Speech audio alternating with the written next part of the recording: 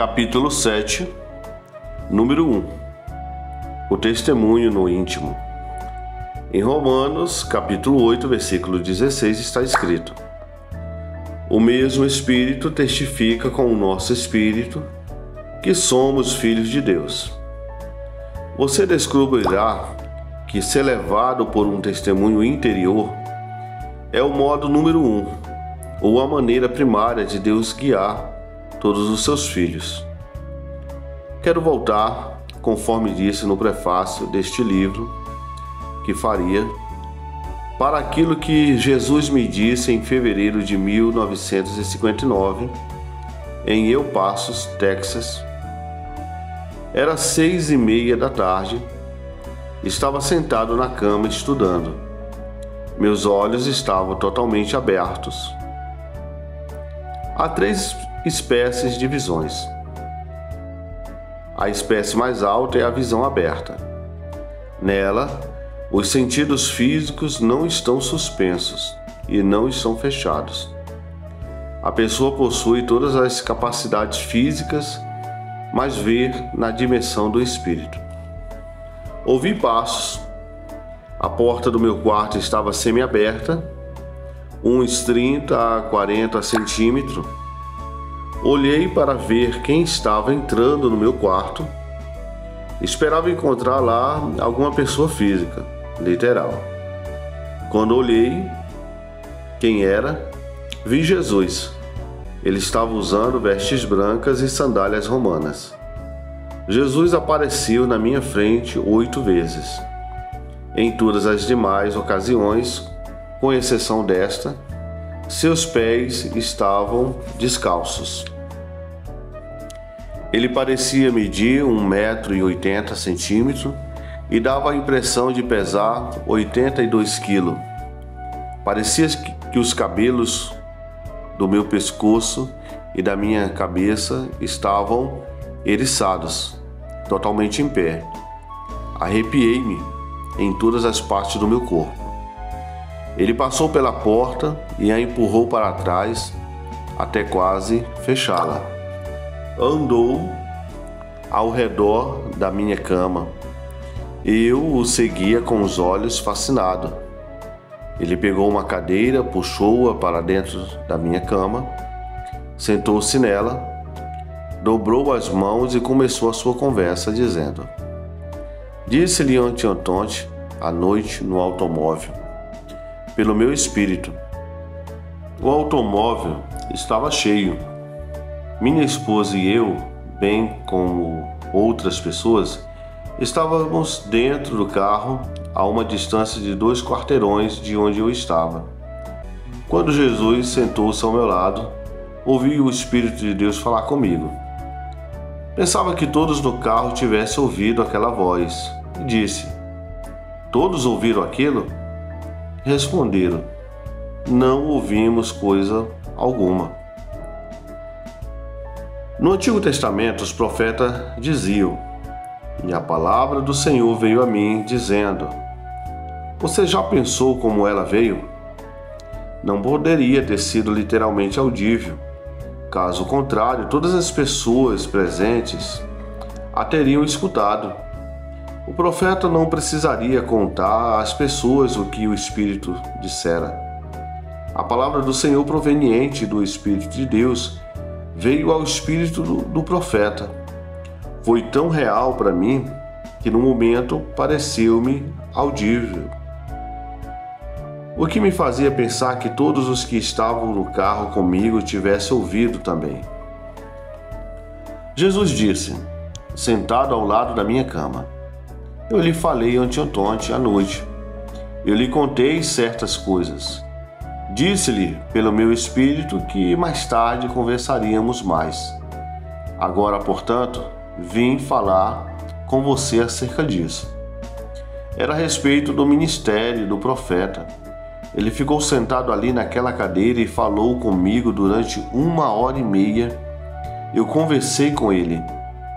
Perguntei coisas no tocante àquilo que ele estava dizendo.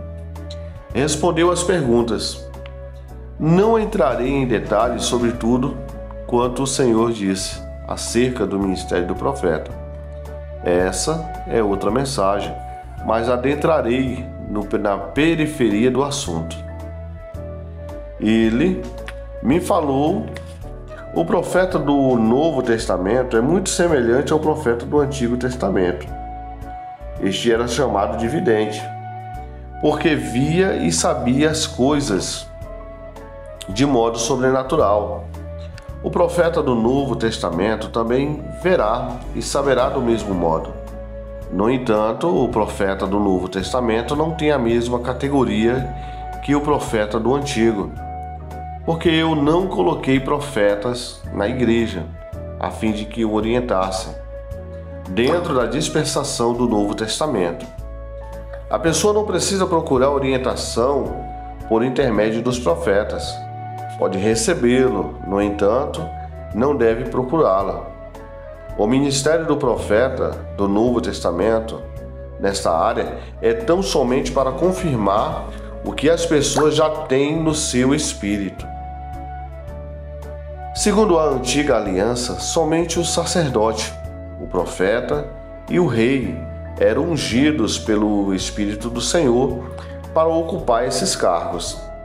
Aqueles que você chamaria de leigos não tinham o Espírito de Deus sobre eles ou neles. Portanto, segundo a antiga aliança, eles procuravam orientação por meio do profeta, porque este tinha o Espírito. No regime do Novo Testamento, graças a Deus, não somente temos o Espírito Santo sobre nós, como também os temos dentro de nós.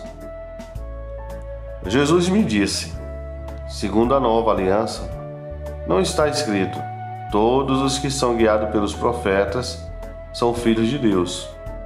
O Novo Testamento declara: todos os que são guiados pelo Espírito de Deus, esses são filhos de Deus. Romanos capítulo 8, versículo 14. Depois completou: o caminho primário para eu guiar os meus filhos é pelo testemunho interior. Vou mostrar-lhe como funciona, a fim de que você não cometa os enganos que cometeu no passado. Ele explicou-me: para ocupar o cargo de profeta, a pessoa deve ser, primeiro, ministra do Evangelho, separada e chamada para o ministério, com a vocação divina na sua vida.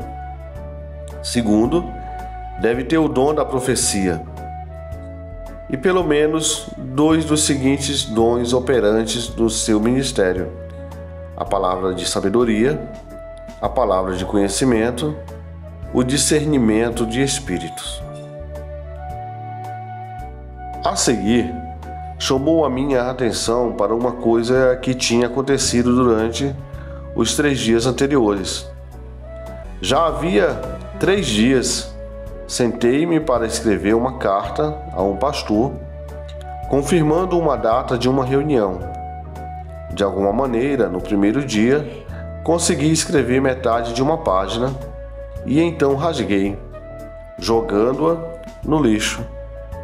No dia seguinte, procedi da mesma forma. No terceiro dia, mais uma repetição. O Senhor estava aqui. Ele disse: você me vê sentado aqui conversando com você. Essa é uma manifestação do Espírito chamada de discernimento de espírito.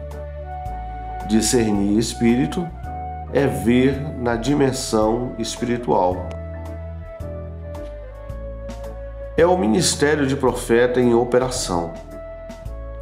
Você está vendo na dimensão espiritual. Você me vê. Ouve-me falando. Estou trazendo para você, mediante essa visão, uma palavra de conhecimento, bem como uma de sabedoria. Estou mandando que você não vá para aquela igreja. O pastor não aceitaria o modo que você adotaria para ministrar ao chegar lá. Mas nunca mais vou orientar você dessa maneira. E ele nunca mais o fez. E já faz 20 anos. A partir de agora, Vou guiar você pelo testemunho interior. Você já o tinha o tempo todo. Você tinha um freio no seu espírito e por essa razão que você rasgou a carta 3 vezes. Você tinha alguma coisa lá dentro, um freio, uma luz vermelha, um sinal de parada.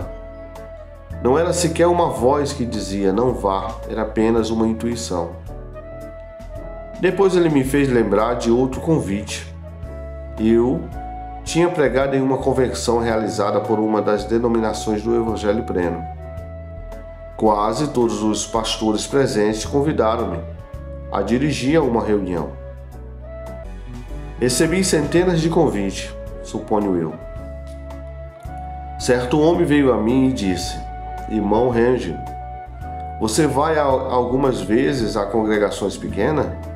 Disse eu: Vou para onde o Senhor me mandar.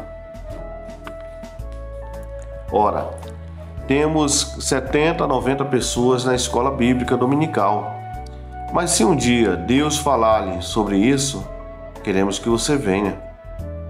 Desconsiderei aquilo, juntamente com centenas de outros convites. Vários meses mais tarde, no entanto, enquanto orava na igreja a respeito dos meus cultos da noite, aquela conversa voltou à minha memória. A partir de então, continuava a voltar à minha memória todos os dias. Finalmente, depois de uns 30 ou 40 dias, eu disse: Senhor, queres que eu vá para aquela igrejinha a fim de realizar uma reunião? Quanto mais eu orava e pensava a respeito, melhor me sentia interiormente. Não era uma sensação física, era um sentimento no meu espírito. Sentado ao lado da minha cama, Jesus referiu-se a isso. Quanto mais você pensava a respeito, melhor se sentia. Teve um sentimento aveludado no seu espírito. Esse é o sinal verde para avançar. É o testemunho do Espírito para você ir. Agora me ver sentado aqui e me ouve conversando com você.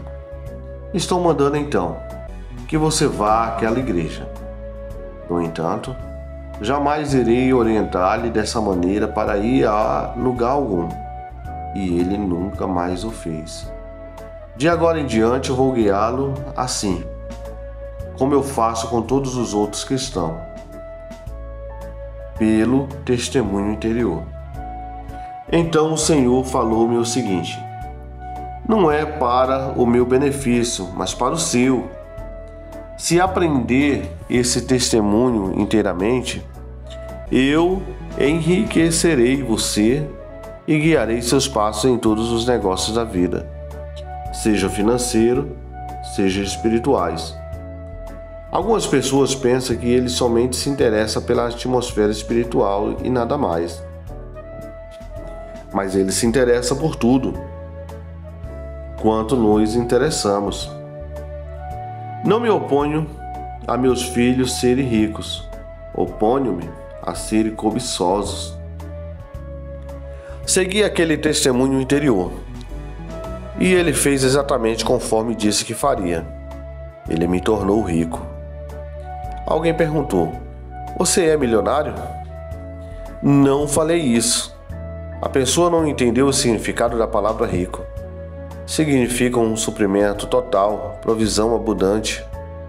Tenho mais do que isso, porque aprendi a seguir a orientação do Espírito mediante o testemunho interior. Aquilo que ele fez por mim fará por você. Isso não virá da noite para o dia, nem até o próximo sábado à noite.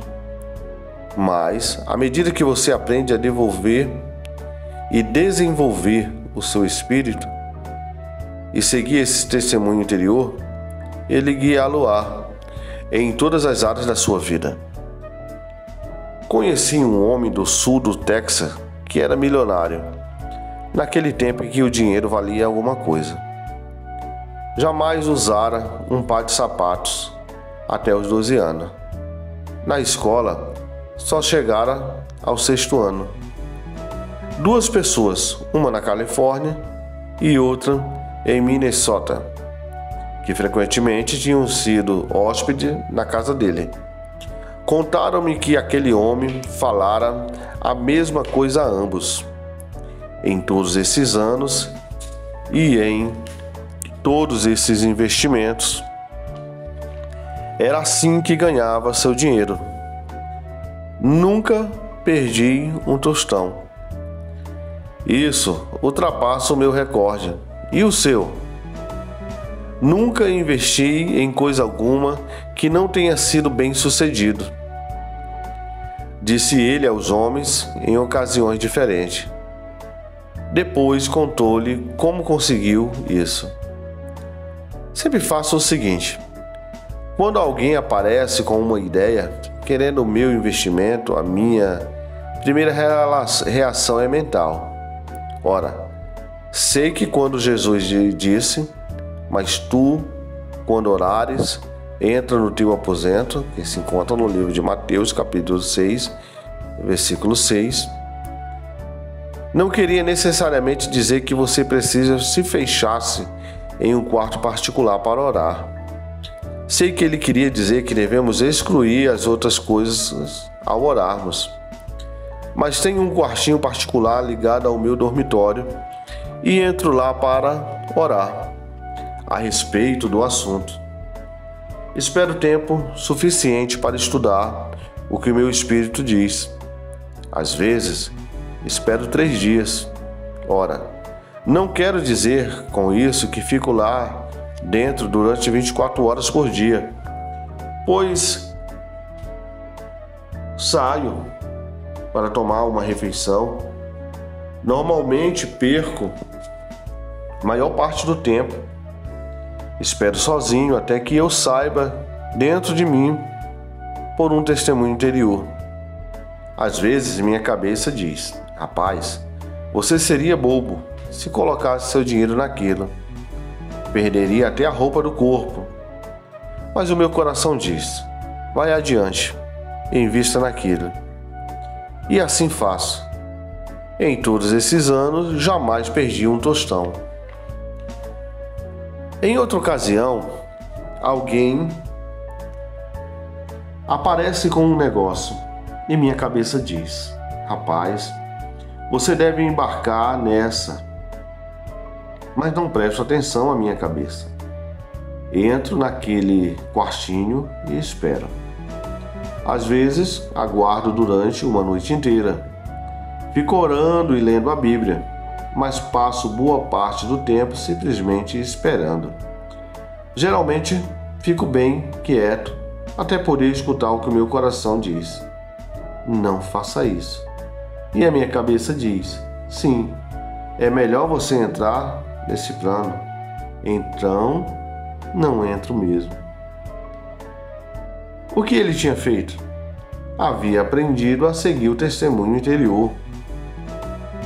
E Deus o orientará nos seus empreendimentos, a tal ponto que no fim da década de 1930 e no início da década de 1940, ele já possuía 2 milhões de dólares. A soma não parece tão grande agora, mas naquela época valia muito. Você pensa que Deus o amava mais do que ama você? Não. O diferencial é que ele tomava tempo para escutar Deus. Adotou métodos para esperar. Nós, os ministros, estávamos conversando em um grupo. Alguém perguntou a certo indivíduo: não vou mencionar o seu nome, mas é um ministro muito bem sucedido. Ele disse: ora, sabemos que Deus chamou você e que a unção do Espírito de Deus está sobre você. Mas do seu ponto de vista, há algo pessoal que, segundo você, contribuiu mais para o seu sucesso do que outra coisa isoladamente? Aquele homem disse: sempre sigo meus pressentimentos. O que ele queria dizer? Estava simplesmente dizendo: sempre escuto o meu espírito. Faço o que ele me manda fazer. Sigo aquele testemunho interior. O testemunho interior é tão sobrenatural quanto a orientação mediante visões. No entanto, não é tão espetacular.